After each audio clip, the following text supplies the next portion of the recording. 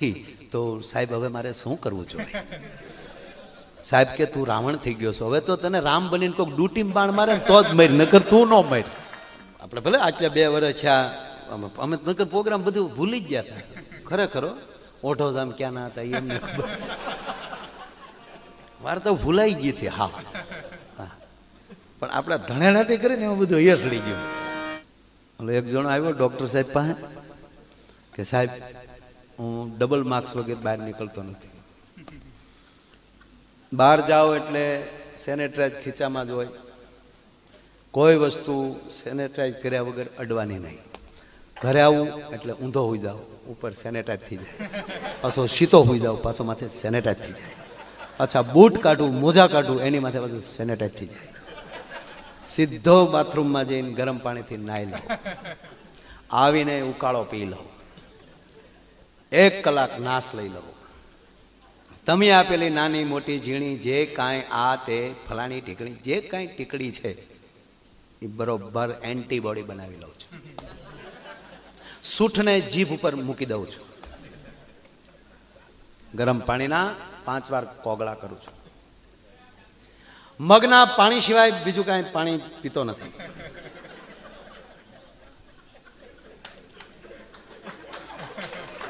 બરોબર social distance જાળવવાની પૂરેપૂરી કોશિશ કરું છું.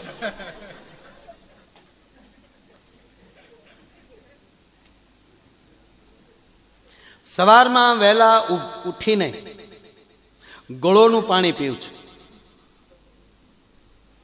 ગૌમૂત્રનો અર્ક પી જાઉં છું 1 ગ્લાસ.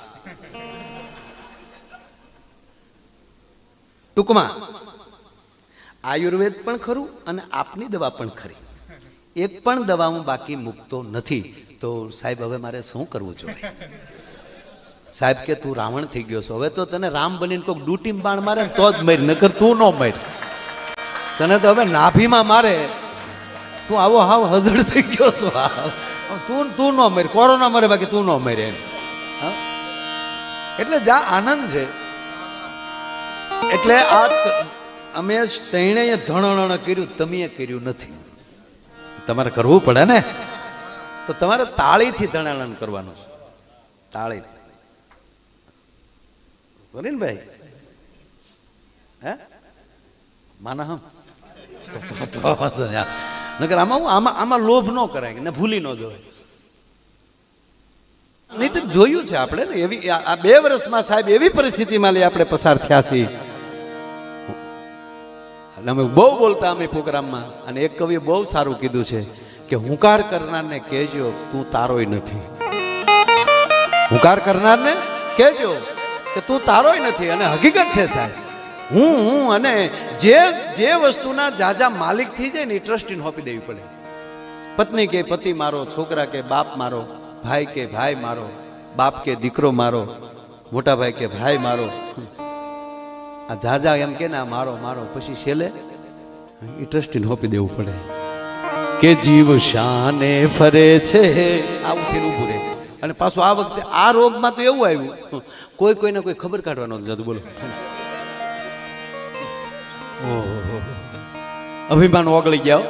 1 લાખ ખાટલા મારું છોકરા બાય ઉભા વૈયા ગયા, પાન ખાઈને ગયા ડોહા. કોઈ નથી આવ્યું. આપણે કે કોઈ નથી. હે રામ કરીને પાછો હોઈ જાય. હે ખરેખર કેવું હા, એમાં અમુક એવા પરિવાર હતા કે પ્લીઝ અમને અટકાવતા નહીં, થશે તો અમને જ ને, કદાચ તો મરી જશું ને, પણ અમારા બાપને કે અમારા દીકરાને અમારે રેઢો કેમ મૂકો, એવા પરિવાર હતા સાહેબ. અને અમુક પરિવાર ખલાસે થઈ ગયા છે એ વાતમાં, પણ સાહેબ એ વટ રહી ગયો કહેવાય, જીવ પ્રેમ કહેવાય. નહીતર તો કોઈ હકીકત હતું જ નહીં કાંઈ. અને મોટી હોસ્પિટલો જે સરકારી આપણે જેટલી હતી એમાં સાહેબ જોયું છે, એક ભાઈને ફોન આવ્યો તમારા દાદાને લઈ જાઓ, તો ઓલા લઈ આવી જાય. હા પેક જ કરી દેતા હતા. અહીં બોર્ડ માર્યું હોય ના થા પૂરા ઉપાય.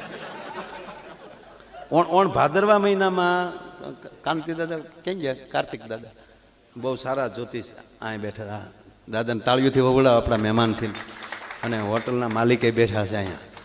હા બધા પરિવાર બધો.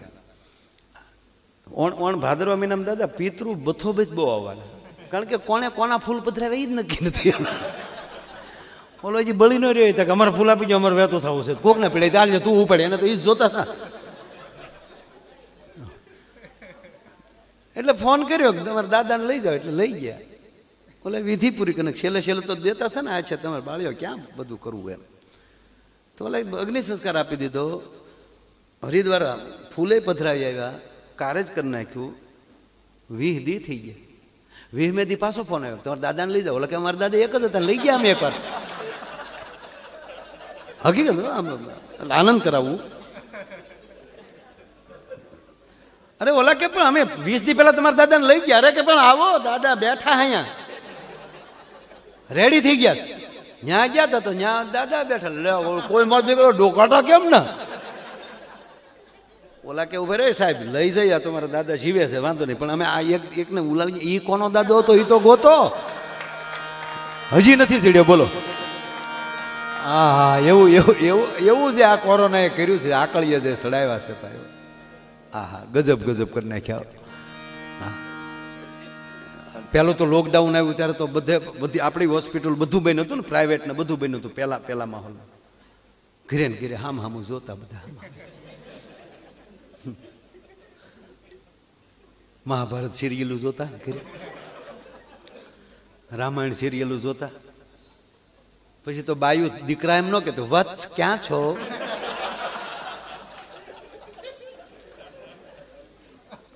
આર્યપુત્ર ક્યાં સૂતા છે?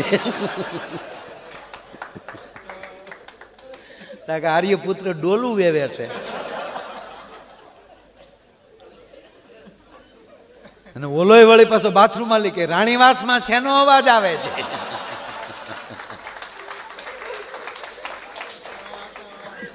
શું રાણીવાસમાં હોય?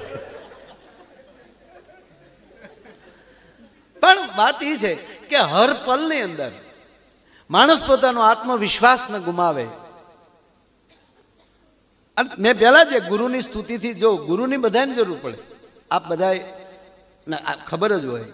તમે અમુક ઓપરેશન કરવા જાઓ ને ત્યારે પહેલી વાર તમને જેણે બ્લેડ હાથમાં દેવરાવી છે એ વ્યક્તિનો ચહેરો 100% તમારી નજર સામે આવતો હોય. આ નરું સત્ય છે.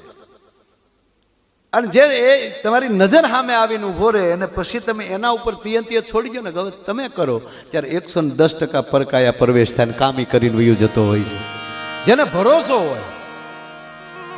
નહીતર તો ઘણા ઇન્જેક્શનનો ખમ એક તો ડોક્ટર કેમ થઈ શકે?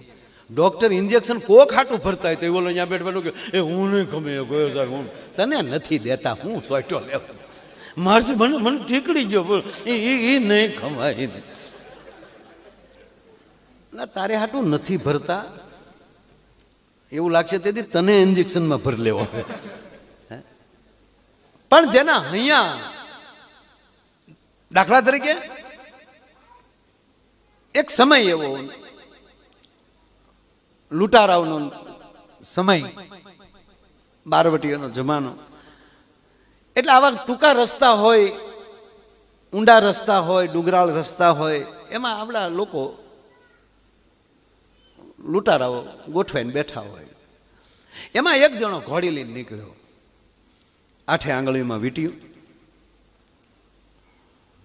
ડોકમાં ટૂપિયો, ઘોડી પણ એવી, હોનાની શર્ટ. અને ઓલા કીધું છે કોક મોટો માણસ ને આનો ગોબો ઉપાડ લેવાય.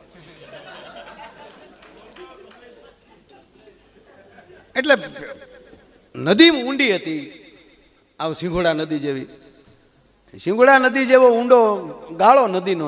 એને ઓલાને થયું તો છે ને આપણે સામે આમ ઘોડી ઢાળ ચડે ને, એ ઢાળ ચડે ને ત્યારે ઘોડી ધીમી પડે એટલે ઉપલી આપણે હુમલો કરી નાખીએ. પણ ઓલો એવો શોખીન માણસ સાહેબ, કપડા ઉપર ડાઘ નહીં હો, મજબૂત માણસ. અને આમ નદીમાં જ્યાં નદી પાસે પાણીના વેન પાસે જ્યાં ઘોડી આવી એટલે આ માણસ ફટ દઈને ઘોડી નીચે ઉતરી ગયો. શું કામ? એ કે ઘોડીના પગ છે પાણીવાળા થાય અને પછી પાછી માટીમાં ધૂળમાં ચાલે તો એ માટી પાછી એના પગે ચોંટી જાય, એની કરતાં હું પગ એના પલળવા ન દઉં. મારા પગ પલળશે તો ઘોડી ઉપર છે એ તો હુકાઈ જાય. સાહેબ ઘોડી તેડી લીધી અને ઓલા 8 જણા હતા, 8એ રાજીનામા દીધા કે આને લૂંટાવા જાય તો આપણે કૂપનમાં લઈ નીકળી જાય. આ તારો બાપ ઘોડી આખી તેડી લે, અને એ ભાઈએ તે સામે કાંઠે એટલે વેન વટાડીને ઘોડી મૂકી દીધી. અને જો મૂંગો ઘોડી માથે ચડી જાય તો કાંઈ વાંધો નહીં. ઘોડી આમ મૂકીને કે બળ બહુ પણ હિંમત નહીં હો, બોલે કે તો પાડી દેવાય એને. અને પાડી એ દીધો. એમ આમાં જેની પાસે હિંમત નહોતી ને સાહેબ એ પડી ગયા છે. જેની પાસે પોતાની એન્ટીબોડી, પોતાનો પાવર. તમે એકલા મોજ કરી લ્યો સાહેબ, એનાથી તમે બીજી એન્ટીબોડી ન બની શકે. કાંઈક એવું સાંભળી જાવ તમને આનંદ આવી જાય, કાંઈક એવા સમાચાર આવે ને તમને આનંદ આવી જાય, અથવા તો તમારે કાંઈક એવું કાર્ય કર્યું હોય, અરે કે સાહેબ તમારી આપેલી દવાઈ ઓલો માણસ જે સાધુ, અને એ પછી જે તમને જે આનંદ આવે છે એ અંદરનો આનંદ જે છે એવો પાવર બીજો તમને કોઈ ના આપી શકે. એટલે પોતાના પાવરની જરૂર છે ને, પોતાની હિંમતની જરૂર છે. અને તમે ગમે એટલું ભણો સાહેબ, MBBS થાવ, MD થાવ, MS થાવ, ન્યુરોસર્જન થાવ, પણ માની લેજો તમારું ભણતર કોઈ દિવસ બંધ નહીં થાય. તમારે આપણા માટે કાયમ સ્કૂલ છે સાહેબ, કાયમ સ્કૂલ છે. રોજ નવો સૂરજ ઉગે છે નવી ચેલેન્જ લઈને તમારી સામે. જાગો એ પહેલા મનને નક્કી જ કરી લેવાનું કે આજ હું કંઈક નવો સામનો કરવા જાઉં છું. એનો એ દિવસ નથી, એનો એ દર્દી નથી. દરેક વખતે જેટલા સૂર્ય, જ્યારે સૂરજ ઉગે છે ત્યારે એ નવી જ હવા, નવા જ કિરણો લઈને ઉગે છે અને નવી જ પરીક્ષા લઈને આવે છે. અને સાહેબ આપણે પાસ થઈ જાવ ને ત્યાં અહીંયા નહીં હોય. પાસને જ ગુજરાતીમાં કહેવાય ગુજરી ગયા. શું કામ? 10મા ધોરણનો વિદ્યાર્થી પાસ થઈ જાય પછી 10મા ધોરણના ક્લાસમાં નથી દેખાતો, ત્યાં ગોતવા જાય તો આપણે કઈ ફલાણો છોકરો, તક ના એ તો પાસ થઈ ગયો, એ તો હવે 11મા ક્લાસમાં છે. એમ આપણે પરીક્ષામાં પાસ થતા થઈ જાય ને ત્યારે પૃથ્વીના ક્લાસમાં નહીં હોય, ત્યારે કંઈક બીજા ક્લાસમાં હશું, એને જ આપણે પાસ થઈ ગયા કહેવાય છે. એટલે બને ત્યાં સુધી અંદરની જે પોતાની મનોબળ, અને મનોબળ શેનાથી વધે છે સાહેબ? મિત્રતાથી, લાગણીથી. નકર તો ઘણી વાર શું થાય, આપણે તોડ નાખે. આપણે એને વખાણ એ કરે પછી એને શું કે આમ યાર આપણે એમાં આમ કાંઈ નહીં, બે ભેગું રાખે. આમાં તમે કરી શું લ્યો? આમ એ હારા પણ આમ કાંઈ નહીં, આમ અમારો સંબંધ હારો પણ હમણાં કાંઈ નહીં. એટલે તું બે ભેગું રાખમાં, કાંઈ એમ કહી દે કે સોખો ખોટો છે, અને કાંઈ એમ કે ના જે સત્ય છે એ જ આ છે. આપણે અત્યારે પરિસ્થિતિ શું થઈ, હાસું ખોટું બે યાર લેતું જવાનું. હા, એક જણે જઈને દુકાને જઈને કીધું ગોળ છે તકે આ છે ને, તક લાવો. હતો તો દાણા કાકરી વાળો આપ્યો એને થોડો, તો ઓલે ઉભા લાટ ઘડી સોળ્યો. સોળીને કે આ તો શીકણો છે. દુકાનવાળો કે હતો નહીં ત્યાં કર્યો. એમ જીવન તો સાહેબ રમતું જ છે, પણ આપણે ચોળીને શીકણું કરી નાખ્યું છે પેલા માને. હે પણ જ્યાં લગ્ની હોય, ભાવ હોય, સ્નેહ હોય અને એક શ્રદ્ધા હોય. આપણી પાસે જો શ્રદ્ધા અને વિશ્વાસ બે છે. અંદર એક શ્રદ્ધા છે, એક વિશ્વાસ. એક અર્ધમન છે, એક પૂર્ણ મન છે. એક નાનું મગજ છે, એક મોટું મગજ છે. એક જાગૃત છે અને એક અર્ધ જાગૃત છે. આ ટૂંકમાં એને મારે મૂકવું હોય મારી ભાષામાં તો એક શ્રદ્ધા છે અને એક વિશ્વાસ છે. એક હા પાડે છે અને એક ના પાડે છે. એક એમ કે છે કે ના ના આ કામ કરાય, એક એમ કે ના ના આ ન કરાય. એટલે મારી ભાષામાં કહું તો એક શ્રદ્ધા છે અને એક વિશ્વાસ છે. જ્યારે બે અલગ રહે છે ત્યારે શ્રદ્ધા પણ ક્યારેક અંધશ્રદ્ધા ઊભી કરી શકે, અને વિશ્વાસ એકલો હોય તો સાહેબ એ પણ ક્યારેક અવિશ્વાસ કરી શકે. પણ શ્રદ્ધા અને વિશ્વાસ બે પરણી જાય ને પછી જ એનું સંતાન થાય ને, એનું નામ ભરોસો છે. ભાઈ એને ભરોસે રે ભાઈજી. તો હવે આવું છે, પણ મેં અમુક જૂના ડોક્ટર વડીલો પાસેથી સાંભળ્યું છે કે સાહેબ દર્દી આવતા ને ત્યારે ડોક્ટર ખાસ એમ કહેતા કે હા ભાઈ દવા હું તને પછી કરું, પહેલા તો તને મારી ઉપર ને મારી દવા ઉપર વિશ્વાસ છે ને.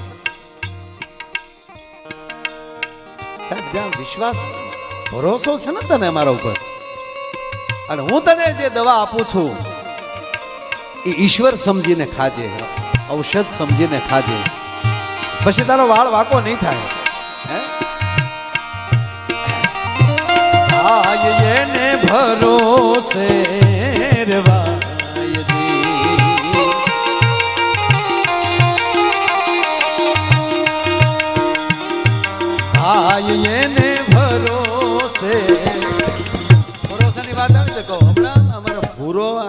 વાવાઝોડું હતું ને તે બધું ફરવા નીકળ્યું આટા મારવા, તે બધા થાંભલા ને બધું હલબલી ગયું હતું. આ બાજુ ઉનાવ સાઈડ ને આપણે બહુ હતું, તે એમાં એની માથે તાર પડ્યો, ભૂરા માથે તાર પડ્યો ને તે ઉલળવા મળ્યો, એ મેર્યો ઝટકા મળ્યો ખાવા. પછી ભૂરાને ખબર પડી, હૈયા આવી ગયો કે લાઈટ તો કેદું નહીં વહી ગયેલી. પછી એકલો કેલો કે હાશ હૈયા સડી ગયું તો નકર આગળ મરી જા. મને પછી ખબર પડી આ 15 દિવસ આમાં કરંટ જ નથી આવેલો. જો આ બુદ્ધિ છે સાહેબ, આ માનસિકતા છે. એ જ તારમાં કરંટ હોય અને અંદર બેસી ગયું કે આમાં કરંટ છે જ, એટલે માણસ મરી જવાનો છે. પણ અમુકને જોઈ છે કે સાહેબ ભલે હોય પાવર, પણ મને કીધું પકડી લેતા, હું પકડી લઉં સાહેબ, સામે ડૈયો ઉડી જાય. અને ત્રીજી વાત કહું સાહેબ, આખા ગુજરાતનું વાયરિંગ જુઓ ને તો કેટલું છે, પણ એ હાંધ તો હોય ખાલી એટલો ટુકડો જુઓ. અને આપણે શું કરીએ, હાંધા મારવામાં ફીંડલા લાવીને એમાં ઘૂસે ચડ્યા. એમ અમુક કામ સાલું તો સાહેબ એક નાના ટુકડાથી થતું હોય છે, પણ ગોતવામાં મરી જતા હોય છે. એટલે કીધું ભાઈ એને ભરોસે રેવા.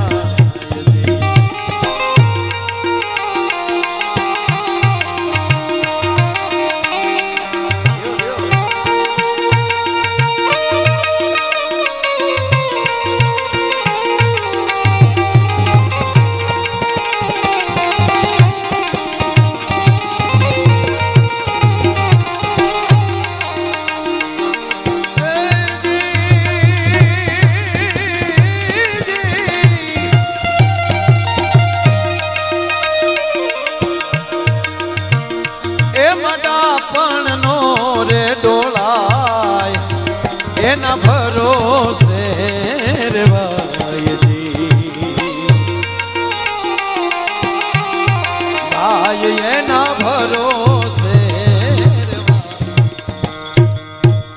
એને ભરોસે રેવાય. એમાં પેંડના ડાપણ નો ડોળાય. આમાં એક પંક્તિ છે, જે આપણને આપી હોય દવા એમ સીંજવું હોય એમ ખવાય. કે આ ટેકડી એટલા વાગે લઈ લેજો, આ સવારમાં બપોરે જમીન લેજો, આ સાંજે જમીન લેજો, અને આ છે સવારમાં જાગો તો લેજો. એક જણાને ઓપરેશન થિયેટરમાં લીધો દર્દીને. તમે કીધું ને અમુક અહીંયા દુબળાય, કોકને ઇન્જેક્શન ભરે તો એ થ્રુ છે, તો એ ઓપરેશન થિયેટરમાં લીધો. હા સાહેબ અહીંયા મને હું કામ લાગ્યા? નહીં કે બસ બેટા આગળ તારો ગોબો ઉપાડવાનો છે. એટલે ટૂંકમાં એણે ડૉક્ટરને કીધું, ડૉક્ટર સાહેબ આમ જો જિંદગીમાં કોઈ દી માંદો નથી પડ્યો, અને મારું જિંદગીમાં પહેલી વાર ઓપરેશન થાય, પહેલી વાર. ત્યાં ડૉક્ટર કે ચિંતા કરીમાં હું પહેલી જ વાર ઓપરેશન કરું. એટલે અમુક છે ને સાહેબ, દર્દીની સાથે હોય ને એ અમુક ડૉક્ટરને કરતા ડાયા હોય. આ કોરોનામાં મેં જોયું છે 50% એની હારે રહેવાળે માન નાખ્યા. ડોક્ટર આમ જાય તેને હાચે ઓક્સિજન વધારે. હું તારું બાપ ઘીની નાયલું છે એને એમ કે હા આપણે હાચે ખોલ નાખીએ ને તેને હાચે બોલો કેટલુંક લે ડોહા કોબા ઉપાડ લીધા.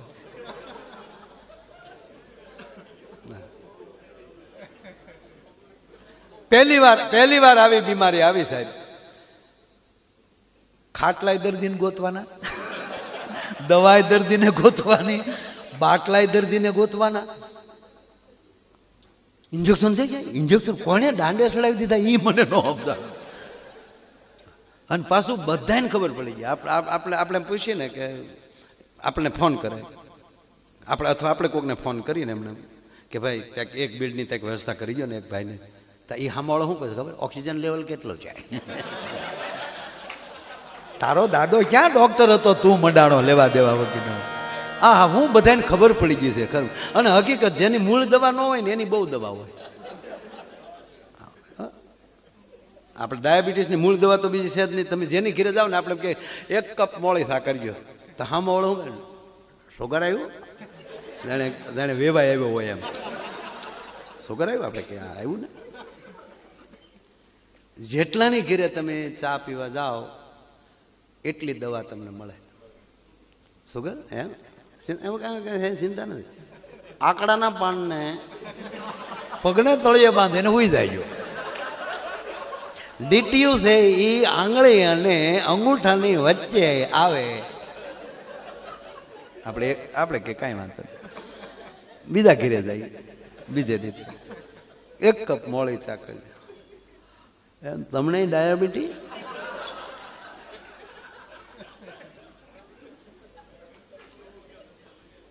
એમ એમાં કઈ છે નહીં. કઈ મેથીનો ભૂકો કરી તમે 15 જગ્યાએ ચા પીવા જાવ ને તો દુનિયાનું બાજરોય બાકી ન રહે. અને પલાળી બાજરાને એને પછી મેથી ભેગો રાખી એટલે પણ તું રહેવા દે ને ભાઈ, આંધળી જેવું થાય. આંધળી થઈ ને એને આવી દબાવ. હા હું ટેરા જેવું છું તો આપણે કે આંધળી થઈ. એમ આંધળી લીમડાના પાંદડા વાટીને સોપડો એટલે આપણે લીમડાના સોપડી. બીજા ઘેરે જાય કે હું આ ટેરા જેવું હું છું, આપણે કે આંધળી. હું સોપડ્યું લીમડાનું પાન. કોણે કીધું હતું? વાઘમસિંહ સાહેબે. એને શું ખબર હોય? લીમડો ન હોય, લીમડો ન હોય.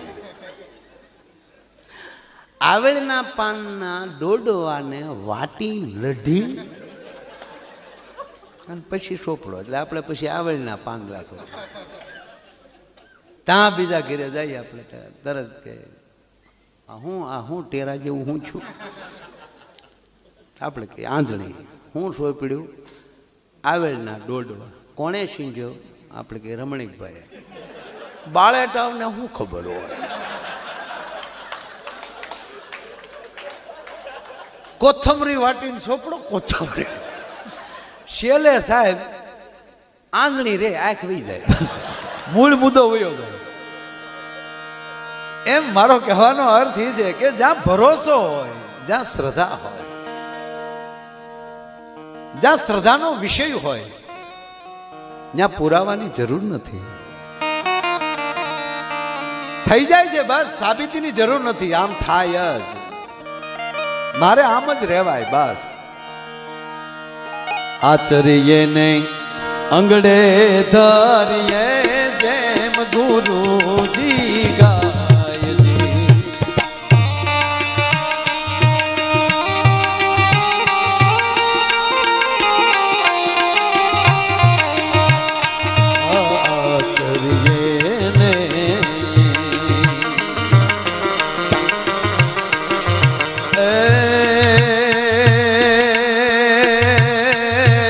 આચરીએ નહીં